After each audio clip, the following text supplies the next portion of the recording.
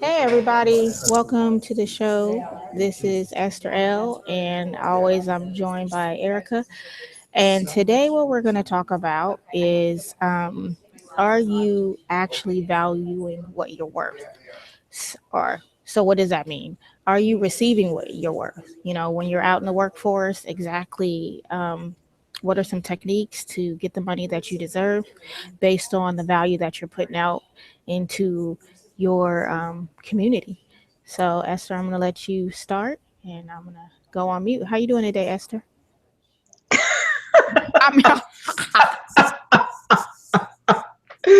I don't know who Esther is, but she better get in here. Okay, Esther, are you all right today? You need to lay off the coffee. Let's try that again. Let's try that one again. Goodness. Girl, I don't know who you talking to. oh gosh, I'm still talking to myself. Okay. Anyway, how you doing, Area? It's because we. I declare. Okay, you ready? It is so raining out here. Okay, everybody. Everybody, let's welcome back. Hey, everybody, this is Ericka from the Classy Con blog. Clearly, my co-star today, Esther, wanted to interview herself. So, It was a sly ploy to get myself together. I say, testing 1, 2, 3. So, look, hey, listen, we're talking about knowing your value, knowing your worth, and promoting your value. How do you do that? Well, one is confidence, and it's hard to tell people have confidence. You don't want to come off as arrogant, but here what happens a lot of times: you have the value reversed. You're saying, I need money, I need high-end clients, I need high-end dollars. Well, but instead of thinking that way, we have to think about, how can I serve multiple people? How can I serve 100 people? How can I serve 200 people? Many times you'll talk to people, and I talk to them about having a painting company. They immediately go, well, I wouldn't paint. Well, neither do I. I have actual painters who work for me, but it provides a service, and it helps people enjoy their home, enjoy where they live. And that's the key. Now, again, I also work with people in their business coaching and also help them with their credit. But guess what? It's not about me. It's about your needs. If you're looking for someone to help you grow your business, you're looking for someone to help you turn your credit report around, you're looking to buy that house in the next 90 days, which is very possible with many people, depending on your state, where you live, let's focus on that, right? I I think many people are in service businesses and have it wrong. They want high-end clients but are not providing value. So how do you provide value? And not just hot air full value, but actual value. You have to invest in yourself. A lot of times people make fun of Ty Lopez videos, and they're like, he's so smart. And many other people will say, well, no, he's not. I've read that book. Well, that's the key. Many people have not read that book. The average American reads 1 book or less a year. The average CEO reads 60 books a year. So, and on average reads 5 books a month. Now, I'm not saying you go out and run out and read 5 books a month and you're going to have this magnificent income. But there's a compound effect, and that's a great book to grab by Daryl Hardy, Compound Effect. It's the little things you do every single day that build up the value. So if you're on audible.com and getting the 1 book a month, that's talking about business, that's talking about sales, that's talking about branding. As you go, you're building more information, more blocks that can help your customer. A really great book you should get is called The Ultimate Sales Machine. The author, I think, has recently died, but the book is still amazing because at the end of the day, the information in it is still relevant. It's not outdated information, it's relevant information. So what happens is, we get into a cycle of, I need money, I need this, so I should go out and work. When instead, we should be continuously checking up on people, checking up on what their needs are. Do they fit in our basket, or could we refer them to someone else? And these things are very important. Another thing, when I talk about real estate, I am constantly going to seminars, going to conferences, learning and applying what I learned. I took a friend with me to an apartment investing seminar. And it's basically a group of people who are working together over the course of a weekend to find out if they can put together a group of 35 people into syndication to buy apartments. So you're in a room full of 300 people, 400 people who are all wealthy, not necessarily over the top wealthy, but working great jobs, have homes, have cars, in a great mindset. You're rubbing elbows with people who are trying to grow. So in that room, your job is to look for value. And you're getting information about how to buy apartments, how to lease them, how to get them funded, and you're also meeting others. So in order for that to work, it takes teamwork. I've been in other conferences where it teaches you about sales, and it's all like sell, sell, sell. But what are you selling people? The best speech I heard on stage is it's not about what you're selling, it's about what they need. So one, you need to know who your client is and what they need. You know, if they need a house in the next 90 days or they want to change life and get rental properties in the next 90 days, what are the steps it's going to take to help them get there? And do you have the skills to help them get there? You know, many people want to be real estate agents, but they only know the basics. They learn stuff from their first year and they kind of sit there and they don't grow. It's really important. If you think you're going to go out there and produce thousands of dollars every single month into your bank account, where are you getting that from? What cup of knowledge and information are you pulling that from to help people?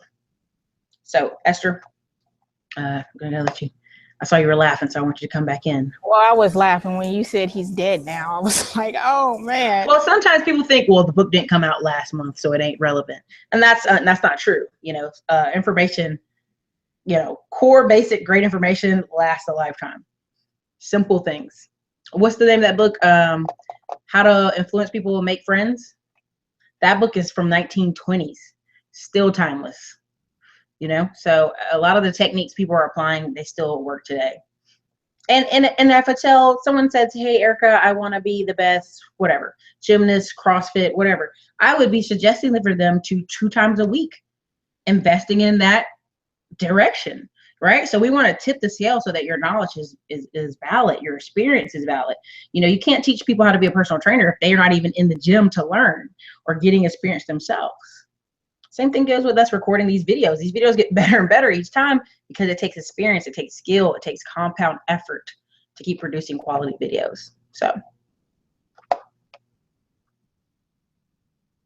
you're on mute, Esther. So Yeah, I know I was trying to play around with it.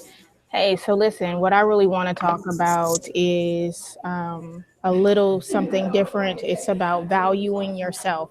So just really understanding, and it could be women. I think it's more so the female woman in business than it is the male. And men, you know, they make more money than women. That's not the issue. The issue is that we have control over what we're offering now, and we have control over our business. So, not devaluing ourselves. I think that's very, very important. When you're in the workforce and you're accustomed to dealing with men, you may not always have the favor or the odds in your favor. You know, this is a society that's based off men doing business. Now, me personally, I grew up in a two-parent household. I have an older brother. I have 12 uncles. I feel very comfortable around men, but that may not be the experience for everyone. But regardless of that, men know what to charge for what their services, and men are very comfortable with saying no, I don't want that, or coming back and negotiating and saying no, this and this. And I think women have, including myself, have that issue with one, standing up for ourselves, two, understanding that we don't need to take less, and three, sometimes giving things away for free that should have a monetary value on it. And I have several men who are my mentors, and I really appreciate them.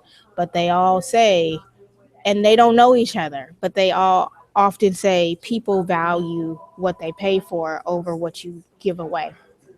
So the point is that in doing this, how much self esteem do you have about how you're influencing the marketplace? How much do you value your services? Is this, like, for me, I know personally, if I give away a very, very cheap product and I have to actually do all the administrative paperwork behind it, I noticed that I procrastinated and I procrastinate on getting it out because I feel like, man, I didn't charge enough, and I kind of feel like for me personally, it's hard to work on that project when I know it didn't get the monetary price tag that it deserved because time is money. So having the right mindset is something that I want, whether you're a male or a female, I want everyone to understand, but specifically, I always talk to the females. Um, Understand that you are worth it. You bring value.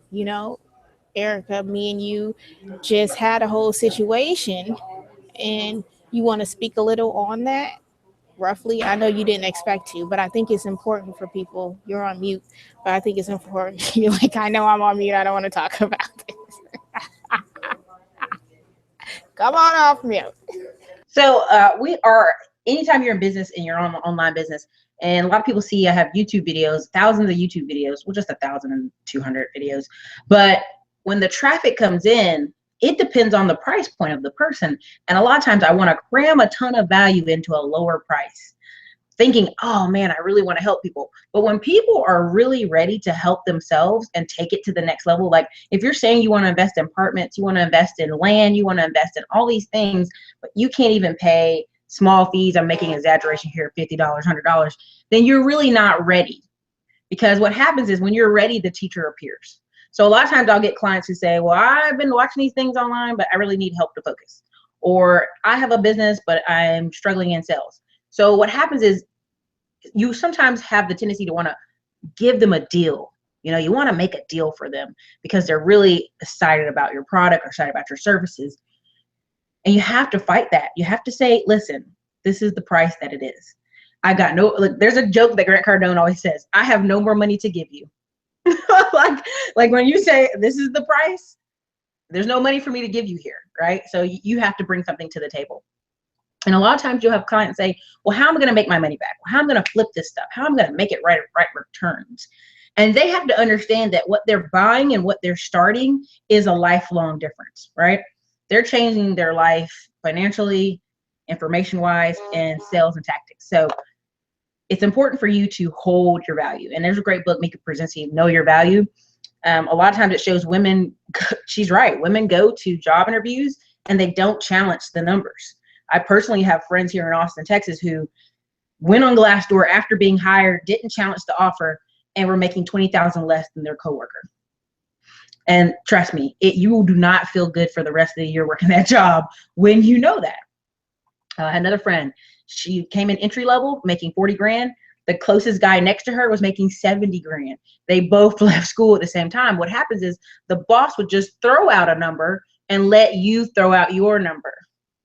But many women don't do this. Many women don't know this. They don't challenge it. And so I think it also leads into business where people don't stand their ground on numbers because they want to make a deal. They want to close it and they want to just make it go fast. Right. And so at the end of the day, what I really want to emphasize is having the courage to actually do that. You need to have the courage to speak up about your prices. If something that you feel costs $4,000, then you need to say it costs 4,000. If something that you're doing costs $5,000, like I have a package where you can purchase business trade lines. It's the top tier package. The business trade lines, they appear in 30 days. And then what I do is I'll get an additional 20 to 30,000 in funding, not associated to your social security number. That package is $4,200 every time. And I have a lower package that's $900, and it's a huge price point comparison. One is 900, one is 4,200, so I don't always lead into the 4,200, and I don't want to necessarily prejudge. And I think a lot of that is what you said, Erica, too, is prejudging what someone can afford. We just make this assumption that they can't afford that. But what you said is true.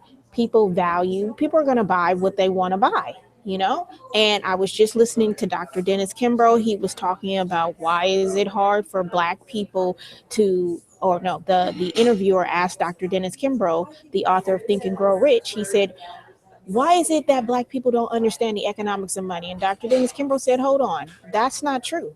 He said, we have a greater GDP or gross domestic product higher than Canada.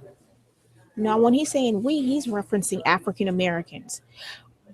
The whole total GDP for America is $10 trillion. African American community represents 1 trillion. 1 trillion. So that's 1/10. 1/10. We are putting in money, but it's not going into our community, right? And then we are putting in money, and like the average Jewish community keeps their money in circulating for 19 days. The Armenian community, 20 something days. Average people, us, 1 or 2 hours. So what we as business owners have to do is we have to start asking for that money to stay, one, back in our community, and two, we have to be brave enough to ask for what we're worth. So that actually goes into, it really dovetails into something. I was talking to a friend um, today, or it was yesterday, and he's really experienced with marketing. And he threw out a term. He said it was called proposition value. So I was like, well, what is proposition value? So I'm going to read what he wrote. He said, the proposition value summarizes why a customer should buy your product or use your service. The statement convinces a potential customer that your product or service will add more value or better solve a problem than other similar offerings. So, we always hear about competition and what that is, and there's several people who have our services. All right, so what's an example of the proposition value? So one of them is Square. There's a lot of merch, so everyone pretty much knows what Square is. Oh, go ahead, Erica. No, no, go ahead. Go ahead. You didn't interrupted me. Oh, you don't have anything to say for real? Okay. Okay. So everyone knows Square, right? So I researched proposition value on Google. So Square, it said that it's annoying or okay. So one of the issues and the reason why Square adds so much value is that the article said they think it's safe to say that nothing is more frustrating than trying to make a purchase than finding out that they don't accept credit cards, right? It's annoying to the buyer and often leads to the business owner missing out on a sale. So Square's product, it eliminates both of these grievances, and its value proposition speaks directly to that. With its product and service, you can start selling more right away. It's that simple.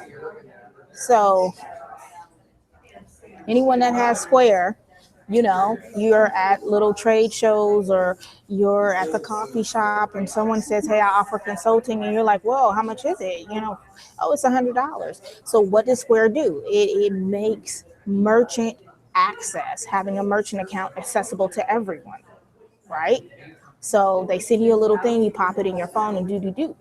Who else offers merchant accounts? PayPal, B of A, Chase, Wells Fargo, all of these huge banks, but it's a huge process. So their value, the proposition value that Square is bringing, why are we going to pay 3 or 4% when we swipe this card? Well, because it's not a long process.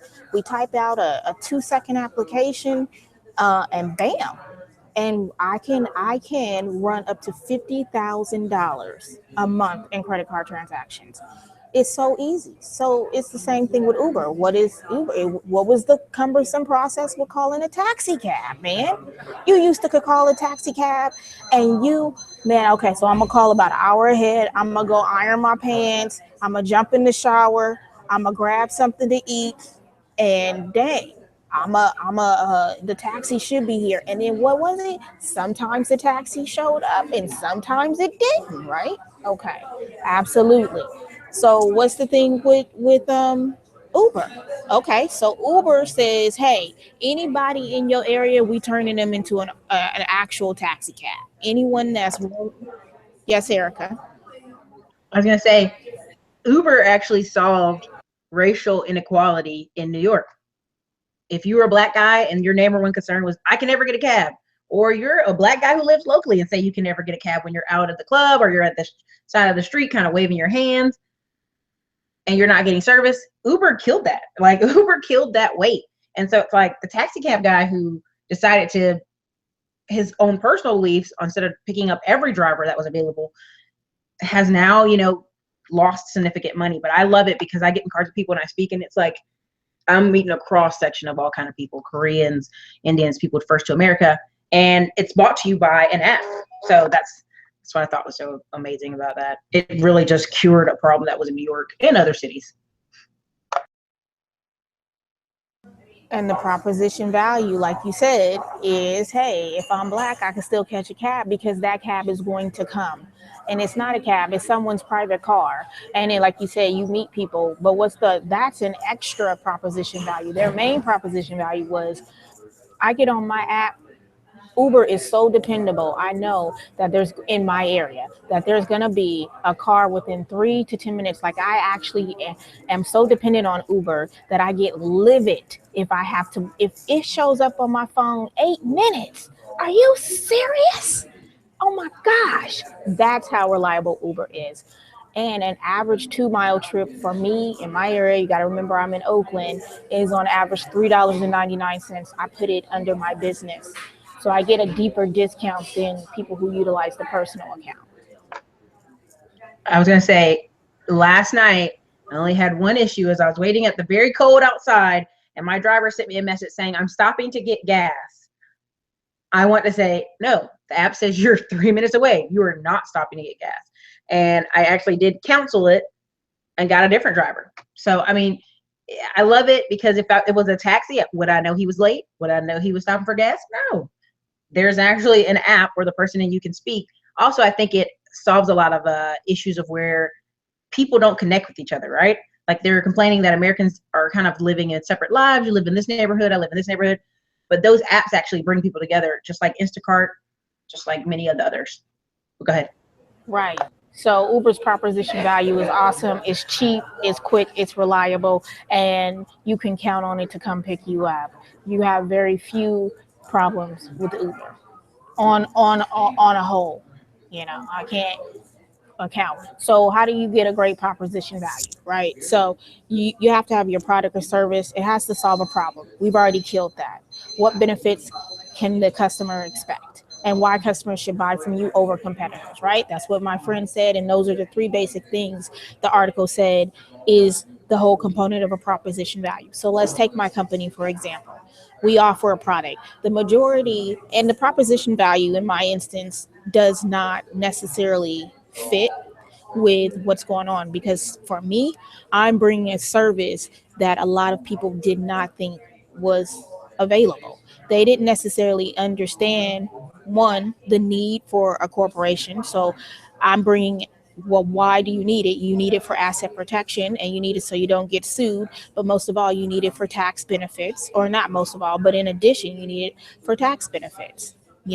And then two, the other product that I bring is um, no PG or don't personally guarantee business credit. That is not in any way associated with your social security number. You're using the social security number of the business as the EIN. That's a novel concept, not necessarily to individuals in our community, but it's a novel concept to small business owners. Now, corporate entities, they very well understand this. They have whole teams of individuals who work on business credit and manage it and continue to grow the business out. So these two things are not necessarily uncommon, but they're just novel instances. And so what's the competitive edge that I have? There's not a lot of individuals just in our local community, when I say our online family, preaching this specifically to African American now. And then two, there's not a lot of women. And so then me being here makes, as a female, draws out my market, which are other females in business. And I love my men. I do, and they support me. But the number one supporter, when I look at the analytics of who's coming in my customer base, are African American females between the age of 40 to 55. That is those women, they're always on time for their appointments, they always do their homework, they're always ready, and they come out because, and these women are phenomenal. They've been doing business for a long time and they're ready to step up, and they heard some things that you and I said, because I already said, Ericka, people call me because you already have an established fan base. They call and say, we love Ericka. Do you guys have packages? Can you help me with this? I heard something about that.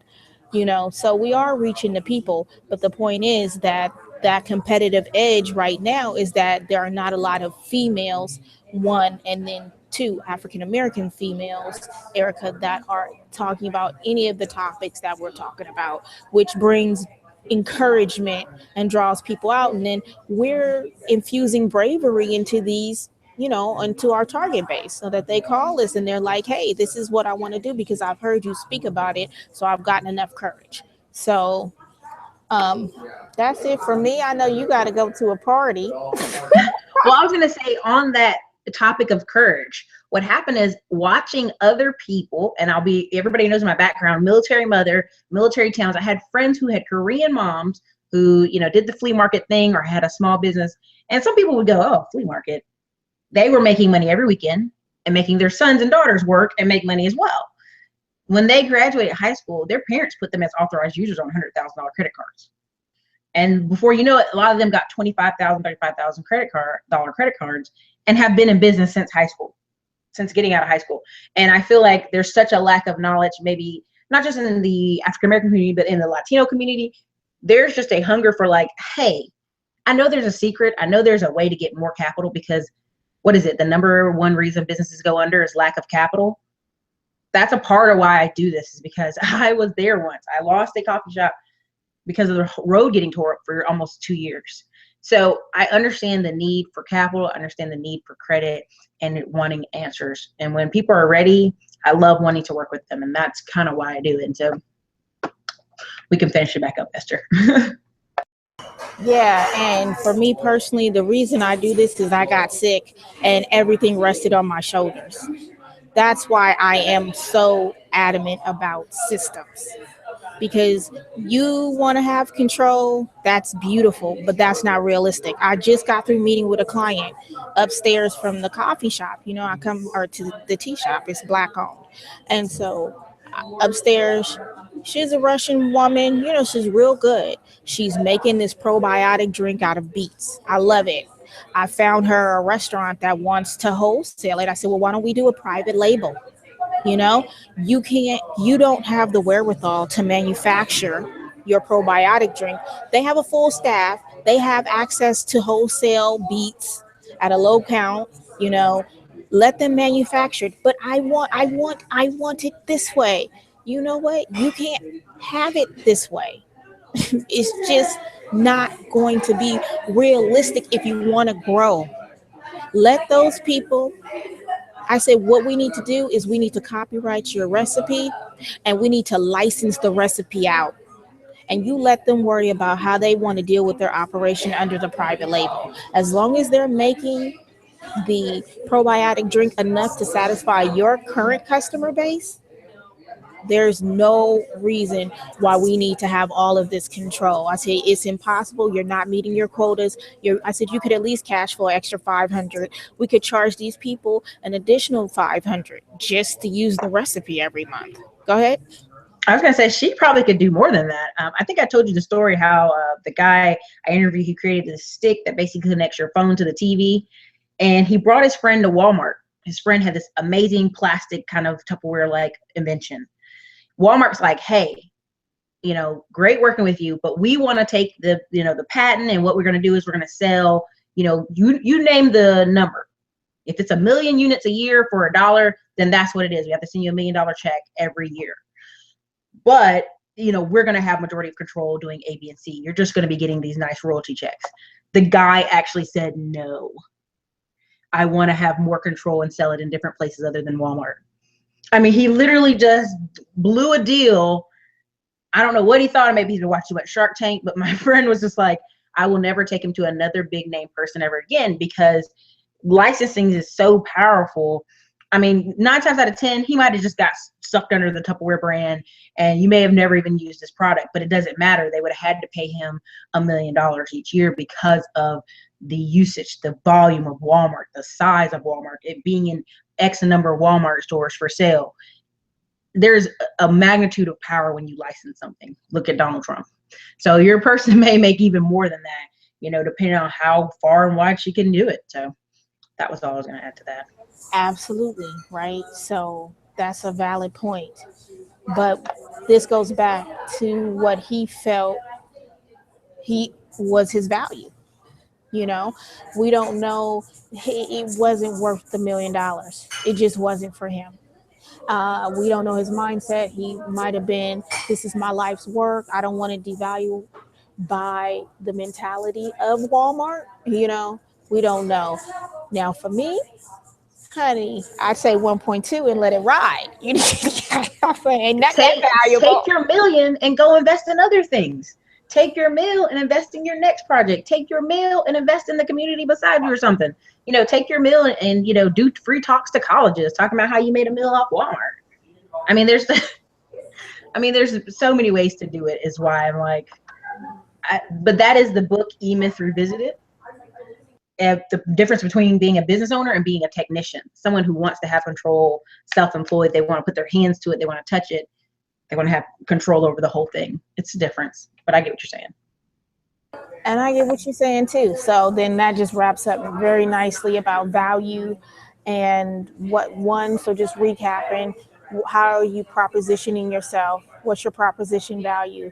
And then uh, based on your proposition value, what are you utilizing to analyze how much value you're bringing to your client base? What's differentiating you? And, you know, having the courage to ask, you know, um, and keeping dollars in our community. That's essential. Now, I just said I had a Russian client. I accept all community dollars. That's not the issue.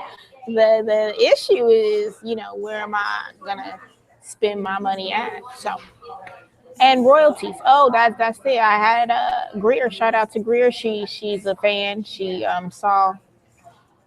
watches your show um, on your channel, Ericka. So Thank anyway, you, Greer. yes, thank you, Greer. Hey, and shout out, like shout out. Anywho, the thing is, she had a question too. She was like, "Hey, so what what is it? What is it? How can I make additional cash flow?" Well, you can make additional cash flow by licensing out your ideas. I mean, I just got an idea right now. Hey, that's another service that can be added. And she was like, you need to add the Native American component. And I said, I definitely, adding Native American status is very easy and can be done, right? You can save a lot of money on just your fees associated with Secretary of State, taxes, city taxes, all of this stuff. But I said, I don't add additional services until I have systems and people in place that can handle that influx. Because I got a lot of ideas, but at the end of the day, come on, I'm only one person. And so I have to put people in place to assist with that process. So that's another thing, we talked about that last week. Do not bite off more than you can chew. Don't grow too fast.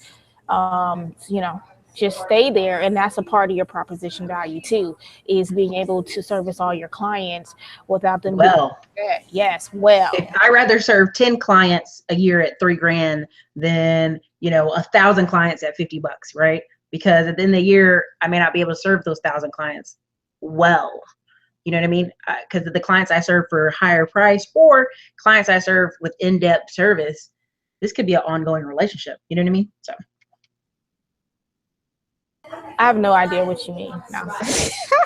and that ends our show. Goodbye, everybody. All right, click. Okay, yeah, man, it's raining out here. I like your brown jacket, girl. Look at you. Hold on, let me show you. Let me look at this.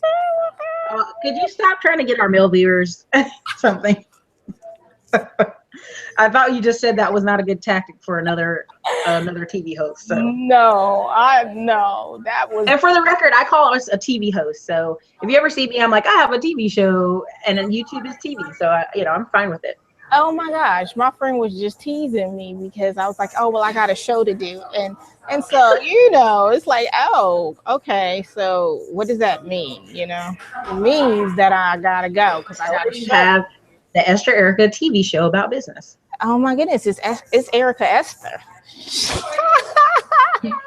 You're I'm R, you're S, whatever. No, girl, I was trying to interview. I was like, "So, Esther, how are you doing today?" Twice, not one time, twice. I'm like, yeah, she going off the rails, folks. So, all right, everybody, we're getting crazy. Esther's getting crazy. So look, I That's thank you guys that's for the your time whole tonight. part. That's the whole because come on, we are like so serious. Why so serious? So at the end, I just have to release some tension. This is not sexy material that we're going over. You guys, in the spring when Esther comes to Austin, Texas, and when I fly to Oakland, that we're gonna do a show. We're gonna just run around with the cameras and do a show. It's gonna be Okay, ridiculous. So it's gonna we'll be do awesome. whenever. Well, Texas is summer all year long once about March hits. So Oh no, no! March will still be cold. It'll still be cold, but it'll be less cold. So Oh, how cold is it out there today? today it's Arctic. They're like it's 40 degrees. We're dying in Texas, and you're like this is it. This is as cold as we're gonna get. So Wait, hold on. I'll tell you how cold it is here. I think it's like 52. oh my goodness, Hold on, let me see. Californians are crying somewhere. Okay, hold on. Before we go, let me tell you how cold is it in Oakland? Siri. No, I don't have a Exactly. Stop letting Siri talk to you. You could be Okay. letting Siri listen to all their conversations. Yeah, You got Siri. time for that. It's 57. Oh, look at that man texting you right now. Yeah, right. I was like, where? Oh, All right, everybody. This is Ericka Williams from the Classy Climb blog, classyscl.com. If you guys need to talk to me or Esther, listen, you know how to hit us. I definitely usually put the links in the comments. I put in the group chat right now. And you can definitely hit up Esther. She has these wonderful 15-minute conversations where she loves to talk to people and get her good comedy on. So, everybody, actually, see you I'm guys moving later. that to an assistant because I don't. I only want to talk to. Okay, never mind. Yes, I have 15-minute consults, and I would love to talk to all of you people. Actually, we're going to get a system about that. So when you call about the 15-minute consult, I am going to poll you about how you want, how you would like, how, yeah, just call me. All right. Okay. It's been real. Oh, bye, everybody.